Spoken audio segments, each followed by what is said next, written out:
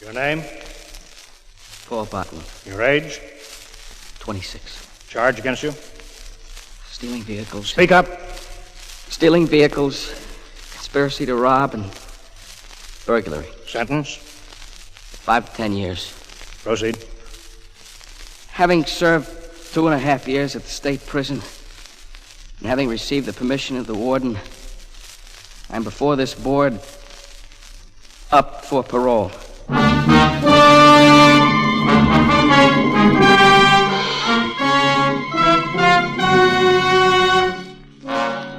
Tonight again, another in the exciting new crime series, Up for Parole. Authentic cases is actually presented before the parole boards in your state prisons and told here for the first time.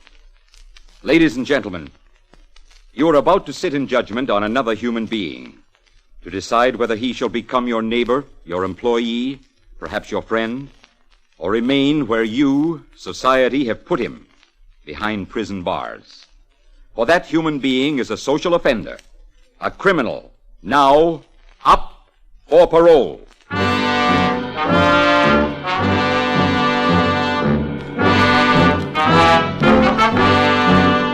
Remember, at the close of tonight's broadcast, you can compare your own judgment with the official decision of an actual state parole board. I ask you, therefore, to listen and consider seriously the story you are about to hear, told from the official records of Paul Botwin, prison number 824-371, now pleading before the parole board and before you for his freedom. One of those things, gentlemen of the board, the way things happen. I didn't think at the time I did it, when I stole the car and the rest, that this was a crime not only against society, but against myself, too. But, gentlemen of the board, since I got in a stir, I had a lot of time to think. I followed all the regulations and stayed away from influences. I think, therefore, gentlemen, I am eligible for your kind consideration. Well, that's about it. Who wrote that speech for you, Botwin? Sir? You can pick up one like that from any jailhouse lawyer for $1. Is that what they told you that we wanted to hear? Nobody coached me. Nobody told me to say anything. Skip it. That's all beside the point. First, I think we better start from the beginning. Yes, sir. Now, the warden's report here says that you refused to see visitors, especially refused to see your mother. Oh, look, you gotta bring her in. And in a letter to the warden, your mother writes... What difference does it make what she writes? She says you used to stand in front of a picture of your father, your dead father. A picture in the living room, and talk to him... Cut it out, will you? As if he were alive. Okay. Okay, it was her and him, my mother and my old man, my girl, too, and her old man, all of them. They made me like this. They wanted me to be like this. They wanted a liar and a crook, and they got it. They made me do it. I can tell you the way they made me do it. They got just exactly what they asked for.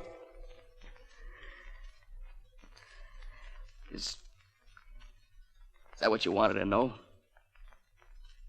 that what you wanted me to say? Okay. I said it. Well, if you said your piece, Botwin, you can leave now, and the board will make its decision. Or, if you want to, you can tell us what that outburst is all about. What it means standing in front of your father's picture. Okay. I'll tell you. I'll tell you the whole thing.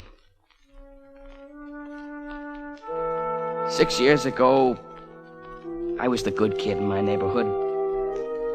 People used to say to their own kids, there goes Paul Botwin. Why can't you be like him?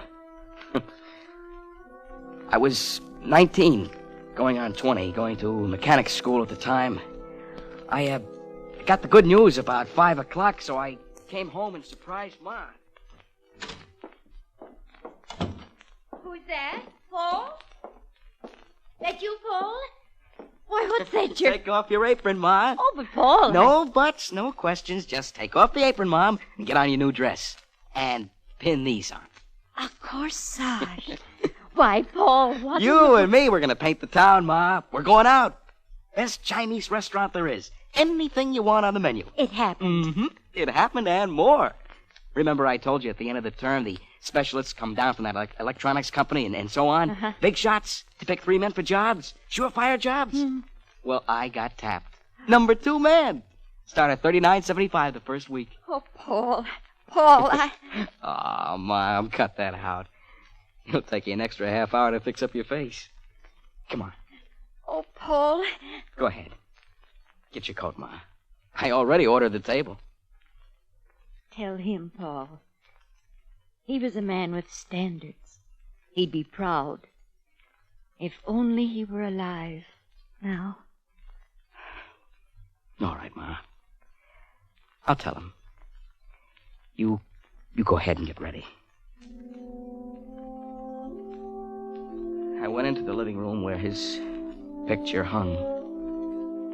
My father's picture. Right over the piano. Big photo colored by an artist. And I stood there like I did ever since he died when I was 4. Hiya, Pa. Ma thought you ought to know about me being picked out for the job and all that.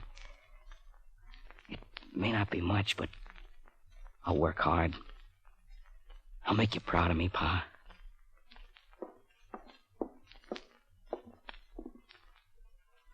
I'm ready, Paul. You? Sure, Ma. You know, it's almost like he was smiling, Ma. I know. So long, Pa. It was a lie. The whole thing was a dirty, lousy lie. Hold on now, Botwin. If you can control yourself, we'll listen to the rest of your story. All right, I'll try. It was just 1 month later, the day I graduated. I was to start to work the next day. I came home. Ma wasn't there. I was going out with Martha that night. She was my girl, and I started to get ready. Who's there? Yeah? Can I help you? What? Hey, look, Mac, this is my house. Who are you? Ain't changed. Hey, where do you think you're going? You got a drink in the house? Hey, wait a minute. I don't mind a guy walking in. Look, Mac, just who do you think you are? Blood. Take a good long look, boy. Maybe you can answer your question yourself.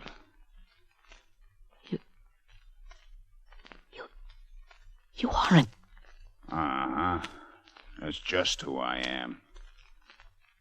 What'd she tell you? You can't be. Leave it to Emma, good old Emma. Always tell the truth, never lie, never steal, She told you I was dead, didn't she? She never told you about him over the piano there, Well, he was in state prison for unlawful entry, burglary, violation of the Sullivan Act, 15 to 20 years. She never told you then, She never told you your old man was a con. Well, take a good long look, Sonny, because your old man has come home. Now, how about a drink? How about a good long drink, We're reunited. You... Oh, no. No, it's impossible. It can't be. She wouldn't do a thing like that. Telling me... You are him. You are him. Look at the picture. Same mouth, eyes. You and him, you're the same. The same! The same! Quit it! Where you gone? Who cares? Who wants to know? You gonna stop me?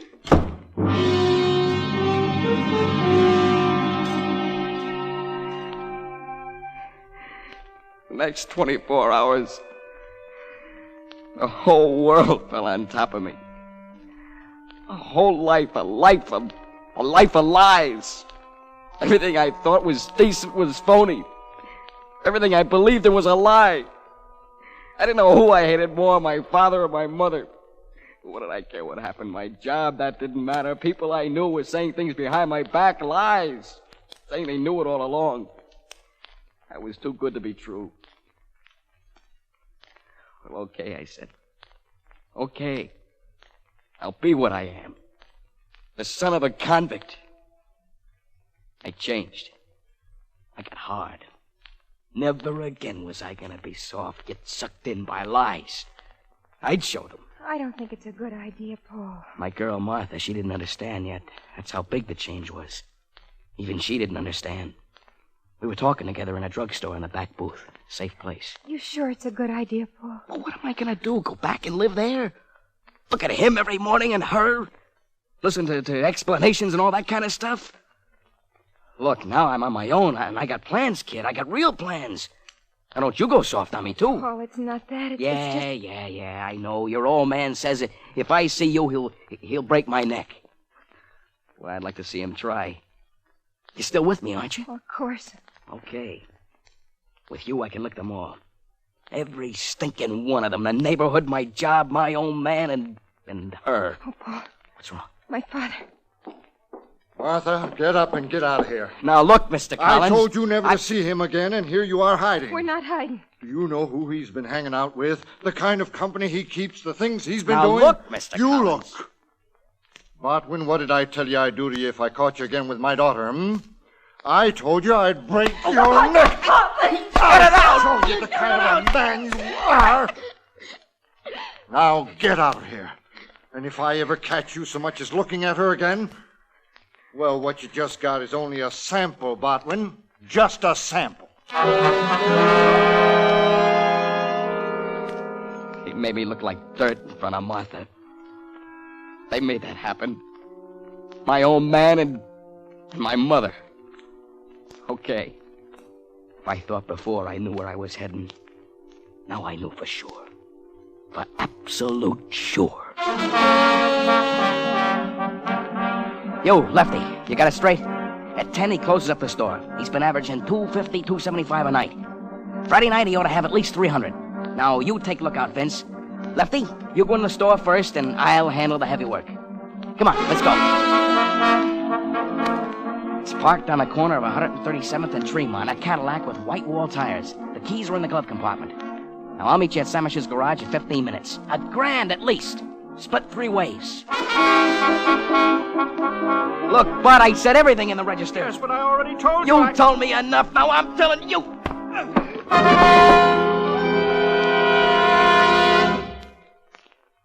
And then came the best. The best of the whole bunch. I was watching my step, staying at a friend's place. And he found me. How? I don't know. He got the right knock, and I opened the door. Paul. My old man. Well, how do you like that? Come on, get in. Shut the door. Were you followed? No, I was careful, Paul. I gotta talk to you. What do you got to say to me? Paul, I'm on parole, you know that. On good behavior. What you've been doing, it's been getting around. They're blaming me, boy. They say if I ain't a fit father, I ain't eligible anymore to be on parole. They're gonna send me back to the pen. It's 5 years. You don't know what that means, boy. I waited 16 years for this to get out and have a chance. You're lousing me up. Oh, brother, that's the best I ever heard. They're gonna send you back for being a bad father. Because your son is doing jobs in the neighborhood. Well, what are you going to do? Ma says it's... Shut up, and I'll tell you. Do I care about you going back to prison?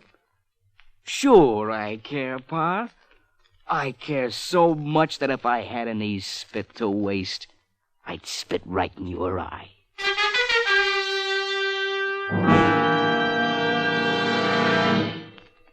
Okay. That's what they wanted. They made me a crook. My old man, Martha's father, the neighbors, and her. My so-called mother. They got just what they asked for. Is that what you wanted to know, gentlemen of the parole board? That wasn't the end, was it, Botwin? That was just the beginning. There was arrest, too, for the car theft. Sentenced to Pine Hill. It was the first prison term. And then there was more. Uh-huh. You want to hear that, too? All right. I'll tell you.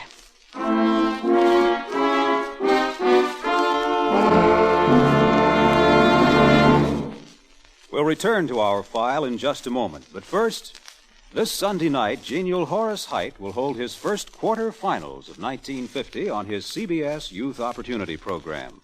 During these first months of the year, Horace has been making the rounds of the towns and cities, finding new and fine young entertainers. And the pick of these will compete this Sunday night, when Horace Heidt's original Youth Opportunity Program comes round on most of these same CBS network stations. Now, back to the true story of Paul Botwin, prison number 824-371, the man who is up for parole. Proceed, Botwin. I did my time as best I could at Pine Hill. They treated me fair. They tried to give you a break. I served my time, and after a year, I got out. You were at Pine Hill, an institution for first offenders, a Wallace prison. They got schools there, no hard labor. Warden wrote me a letter. He said that when you finally finished serving your term, you were offered 3 jobs. 2 were in your own line, telephone repairman. You turned them down. The other one was in a silk house as a shipping clerk. Why did you take that job? Well, while I was at Pine Hill, I met 2 guys who told me I was a sucker if I didn't take the job at the silk warehouse because it was an easy money deal if I made my plans right. You see, Martha left home, and I could see her any time I wanted, and she'd marry me no matter what her old man said. So I wanted to make money quick, big money, so we could get married. Well, when I did get out, I took the job, and in a month I had the place all cased. That's what we want to hear, Botwin, the truth. Now tell me, did you see this girl, Martha? Yeah, I saw quite a bit of her, but I didn't tell her what I was up to. I only told her that soon we'd have some money and we'd go out west somewhere, get out of town. Paul, I still don't understand it. You're doing well here. You have a good job. We're going to get out of this town. You just leave everything to me. There's big things coming, baby, real big. Oh, Paul, I don't care. The main thing is you and me.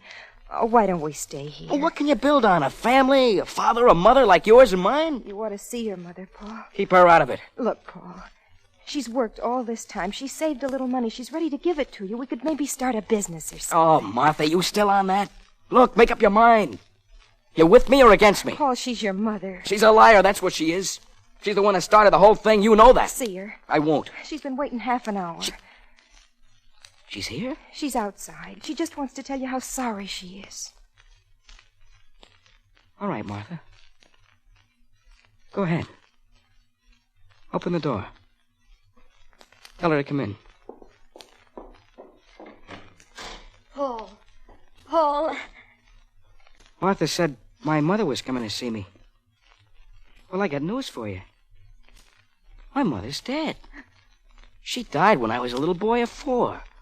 She was a fine woman with standards. But she died. Oh, Paul. That's right. My mother's dead. Now, go on, get out!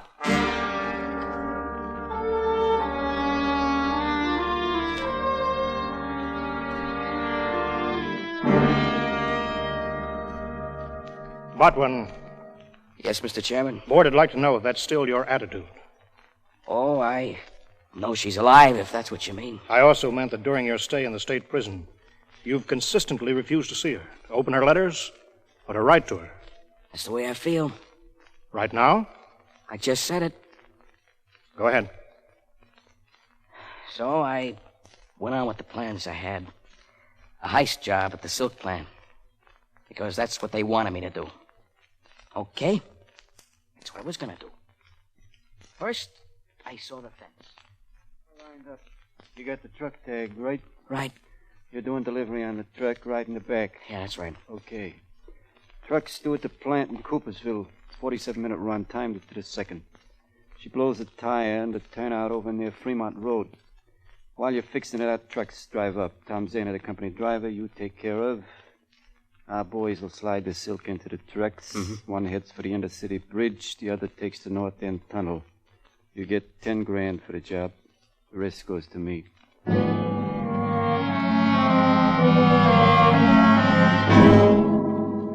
Oh, it was smooth. Flat tire, taking care of Zahner, the company driver, transfer the goods to the fence's 2 trucks. Went smooth as silk. One filled up and headed for the Intercity Bridge. The other one for the tunnel. Me on it. Me and the fence's driver. 10,000 was a good start. And there'd be more. Plenty more. Well, we took the extension highway, turned north at River Street, and then I saw the lights in the tunnel. They were blinking on and off. On and off. What's the matter? What's the matter? They're blinking. I don't know. Well, is it for us? Maybe a traffic snarl. Well, get your foot on the gas. What do you think I'm doing? What? They're closing it up. It is us. It's no good. Stop that truck! Okay, out. No tricks.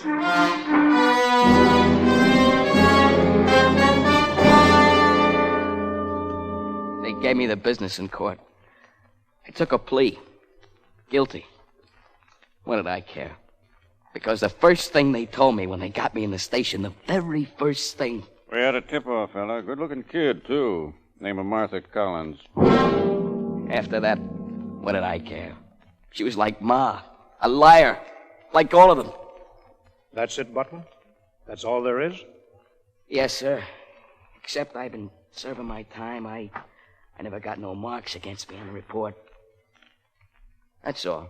You think that warrants parole? Well, that's up to you. No, it's up to you, too. Because your records have a couple of other things on it, too. Like that course you started to take in lathe work and woodwork. Automotive repair course that you started. What's that got to do with anything? What's the matter? You ashamed? You ashamed that there's any decency left in you? Is that what you're ashamed of? Ashamed that maybe the world won't think that you're tough, hard Paul Botwin, number 824371? Is that what you're ashamed of? I got nothing to say. Just a second. Oh, yes, okay. Botwin, you've got 2 visitors. Principal Keeper wants to know whether you'll see them. No. Don't you want to know who they are? I know who they are. Board's going to pass judgment on your case within the next hour. We're sending you out now, Botwin, because we have to hear another case. That'll take about a half an hour. Then we'll decide yours. We'll send for you. You can go now.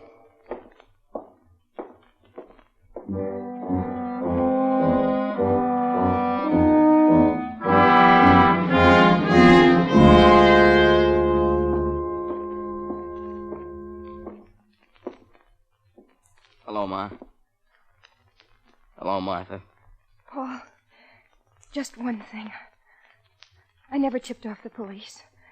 They just said I did it so you'd tell about the rest of the gang. I thought you ought to know. Thanks. But that's not important. The important thing is... Oh, Paul, I feel so guilty about how little I made you understand. I wanted you the way you were before. I didn't want you and me against the whole world. I wanted to be part of the world with you. That's all I ever wanted.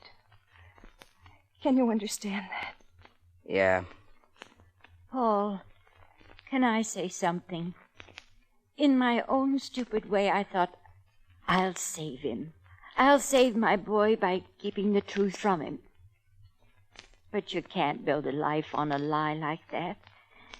And, well, now the only thing I care about is... Well, I hope you don't hate me too much and you won't hate me forever. Oh, Ma. And one thing, too, you ought to know, Paul. Your pa, Paul, he died. He died because he had nothing. Not you, not me, nothing. And, well, I was the cause of that, too. That's all. Martha, we better go. Yes, Mrs. Botwin. He died because he had nothing and... Oh, what's the use of talking? What's there to say? Goodbye. I'm glad you came. Botwin. Yeah? Board's ready. Let's go.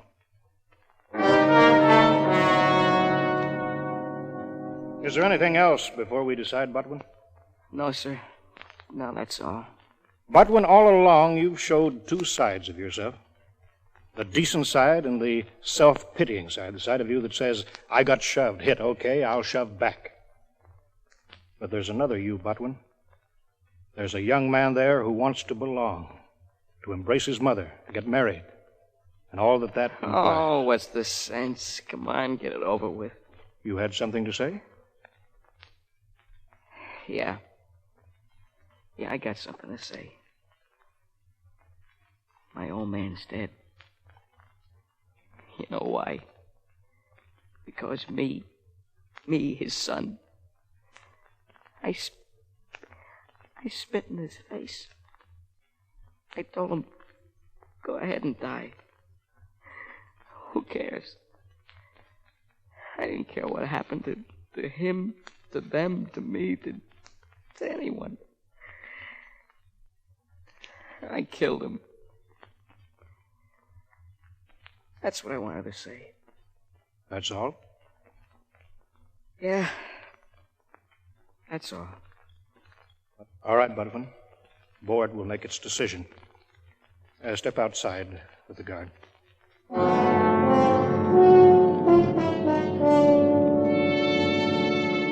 While Paul Botwin waits, and the parole board reviews his story and his parole file, you too have a decision to make on his case.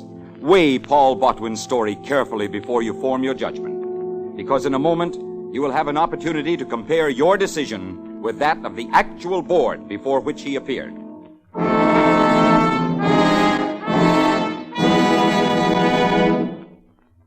The cream of the fun and songs on Arthur Godfrey's daytime shows are now brought to you in a half-hour special Godfrey Digest every Saturday night on CBS.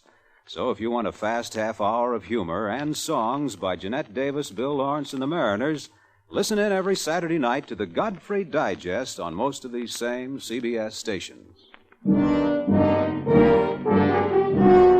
And now back to the case of Paul Botwin, who is up for parole. Paul Botwin? Yes, sir. When a prisoner has learned a lesson after his harsh years of incarceration, when a man begins to learn a bitter lesson, this board will always be sympathetic. When a man stops blaming society for his shortcomings and begins to place the blame where it belongs, upon himself, he's learned a basic truth. Paul Botwin, this board believes that you have begun to learn that basic truth. And therefore, parole granted.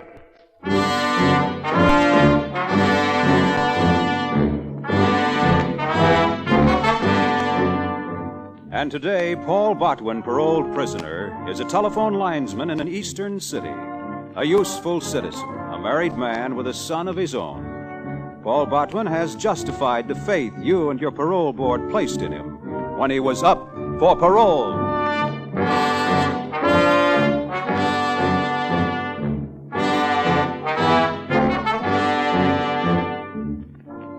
You've been listening to Up for Parole with Michael O'Day.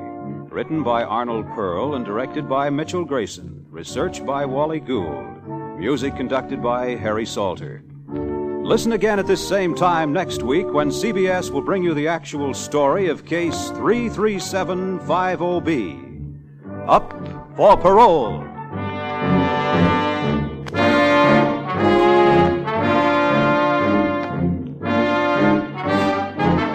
This is CBS, where you thrill to gangbusters every Saturday night, the Columbia Broadcasting System.